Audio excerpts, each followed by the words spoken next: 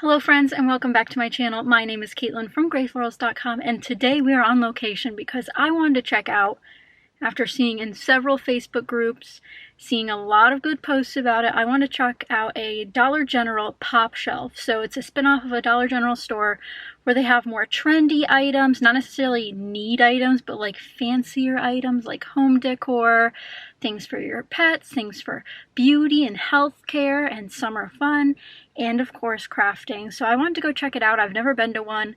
There's not one really near me, so I did have to drive a bit to find one, but I'm excited to head in and see what we can find in the craft section and the other sections. So come along with me as we head in, do a little shopping. I'm not looking at anything specifically. I have heard there's name brands here, so that's what I'm really excited to see, because I've seen name brands at like Dollar Tree and Dollar General, not so much previously, so I'm excited to see what PopShelf here has in store for us.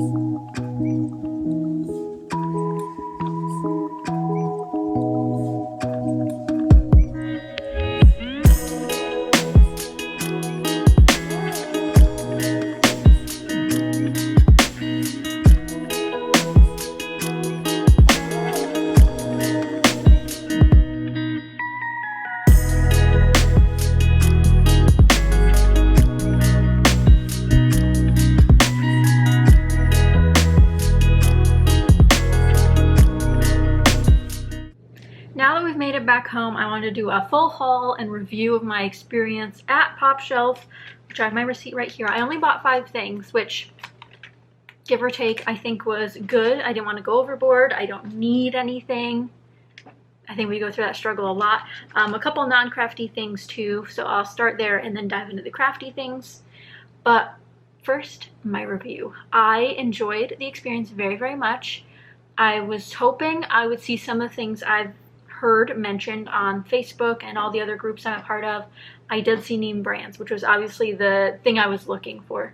They had name brands that I'd heard of, probably name brands I hadn't heard of, especially in the other art supply section. Similarly, they had unique items, which I really wasn't expecting. I wasn't expecting all of the art kit options, and all of this was separate to the actual kids craft section. And overall, the store was very clean, very tidy. Everything was where it was supposed to be and put away nicely. They had a sales section, they had their new stuff section, tons of home decor, tons of knickknacks, things for the wall, for your kitchen, for your pet, for beauty, for home. I was really surprised. I was really ecstatic with how everything was, and I'm glad I found some of the things I kind of was hoping for, which again, name brands and then some other stuff to try.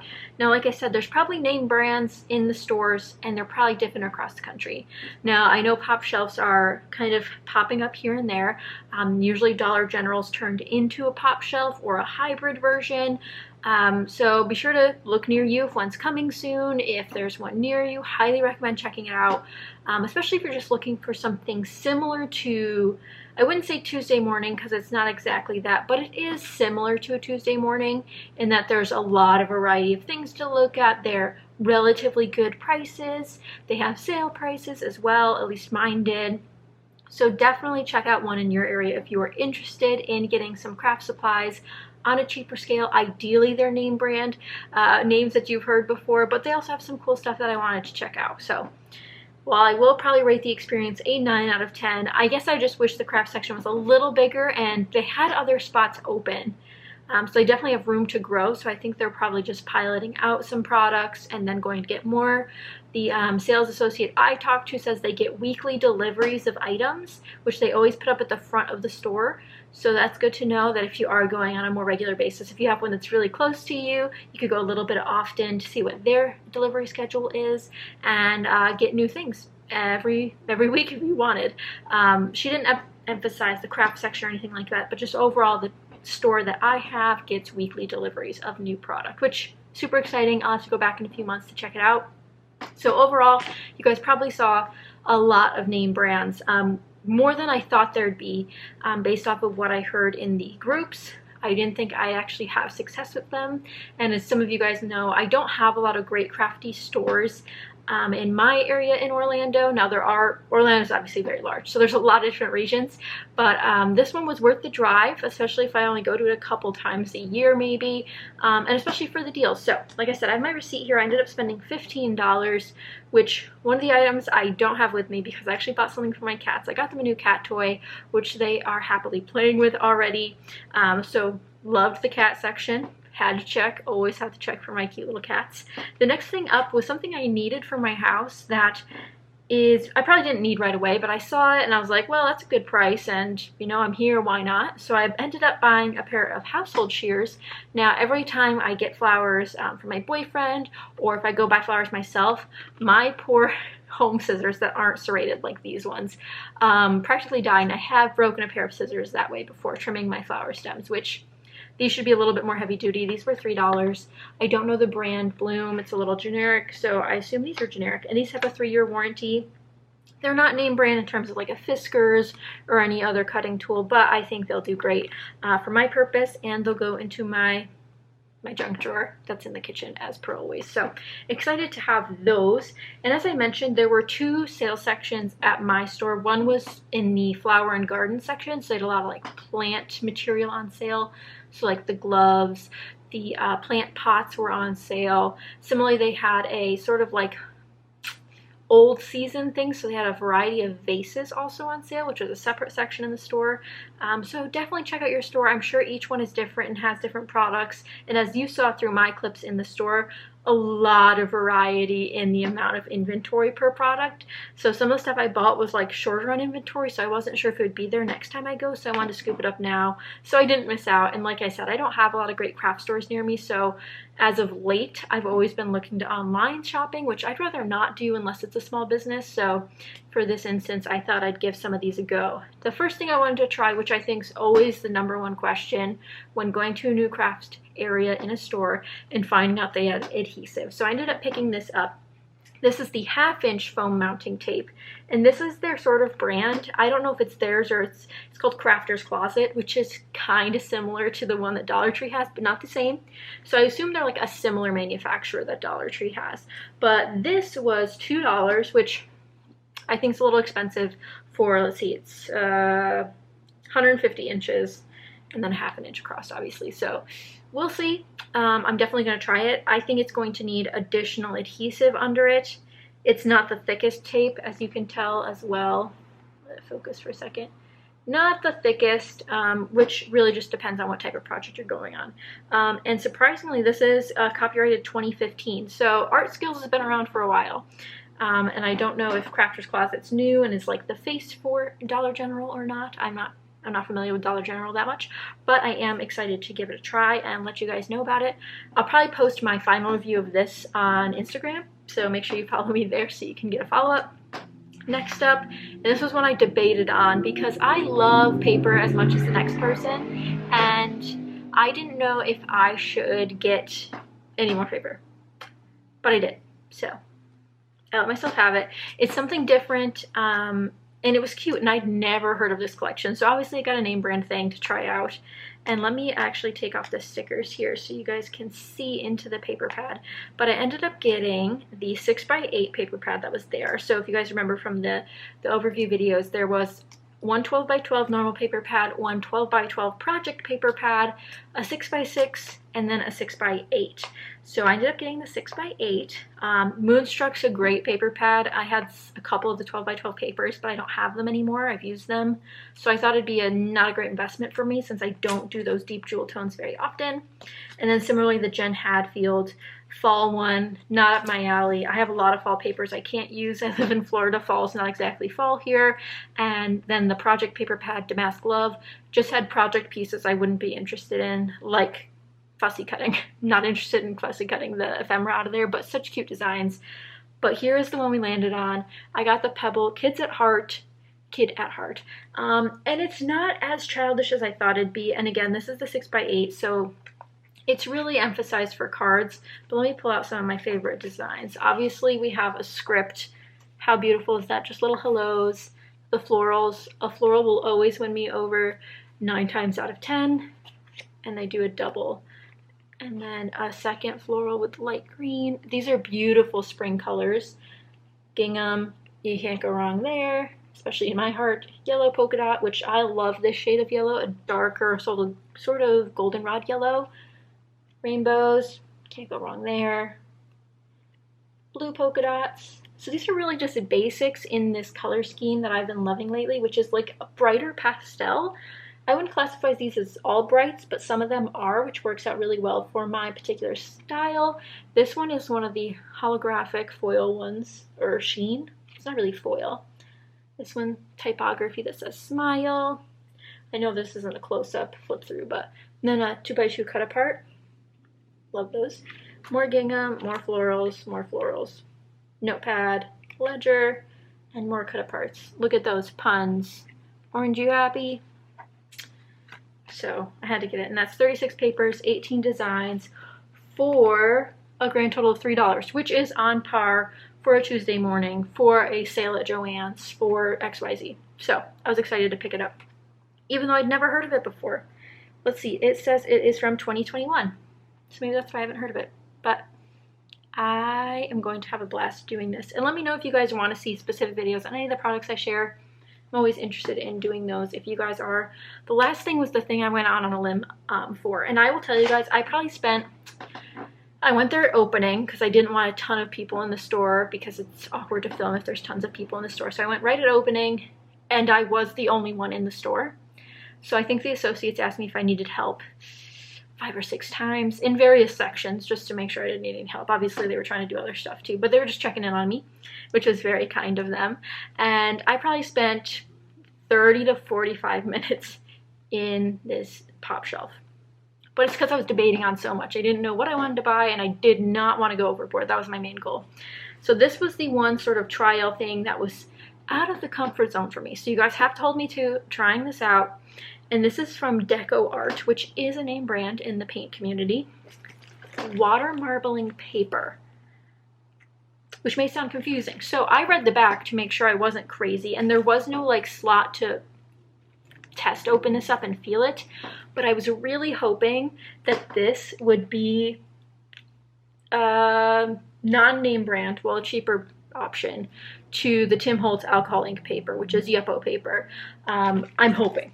I don't think it will be, but it will still be fun anyway. So on the back here, it talks about how you can use Deco Art specific water marbling paint to then make detailed pictures.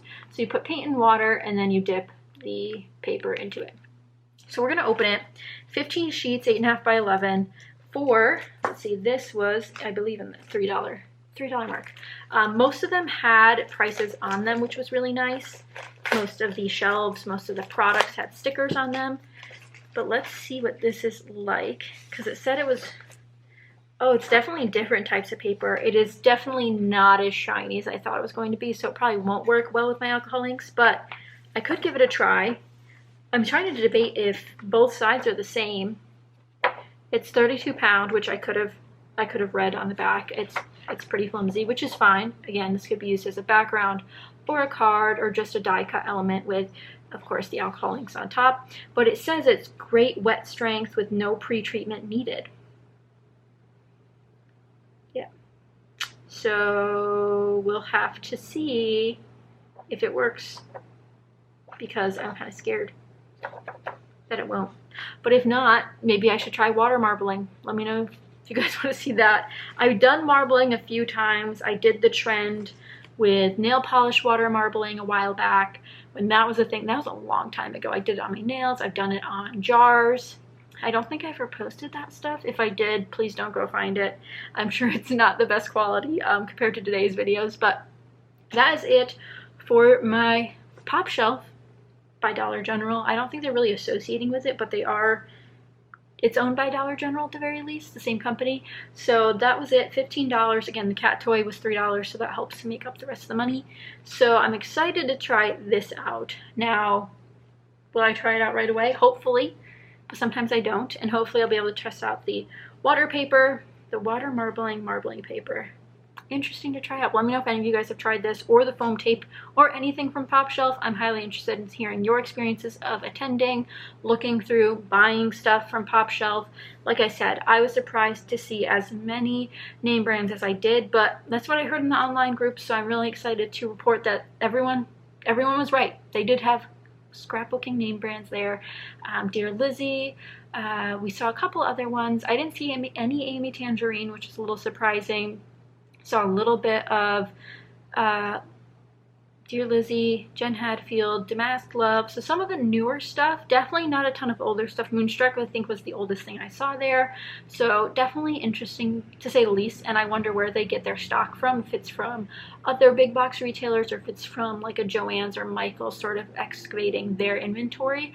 So I'm highly interested to see where that goes and what we learn more about PopShelf. But be sure to post in the comments down below what you want to see me use from my haul. And of course, if you have been to a PopShelf in your area and what your experience was, I would love to know and get to know if there's anything else I should be on the lookout for, because if I had some of the stuff they said in the Facebook group, then maybe everybody has similar items. Maybe. Let's hope so. But thank you guys so much for tuning in. I hope you enjoyed, and if you did, be sure to give it a thumbs up and subscribe if you're not already. And of course, let me know in the comments down below if you like videos like these where I take you guys out into the world and showing you what's on the shelves at my local stores. But I had a blast, and hopefully you guys did too. But thank you guys so much for watching, and I'll see you guys next time. Bye guys!